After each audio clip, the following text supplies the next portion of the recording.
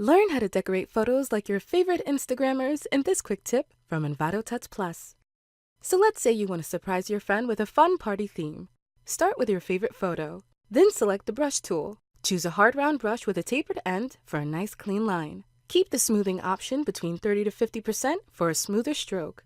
Now draw a black outline around the outfit. Using the rotation tool will help you create smoother curves and cleaner lines. Switch over to a hard round brush to fill the outfit with solid color. Adjust this color easily by selecting it first, then use hue and saturation to saturate the color even more. Continue decorating your photo with more fun details. Experiment with abstract shapes like swirls and more, or keep it simple with just stars and dots. For a faster result, draw one star first, then duplicate it several times to fill the photo up. Don't forget to add some highlights or even a cute overlay like this flower pattern from our Washed Colors flower pack on Envato Elements.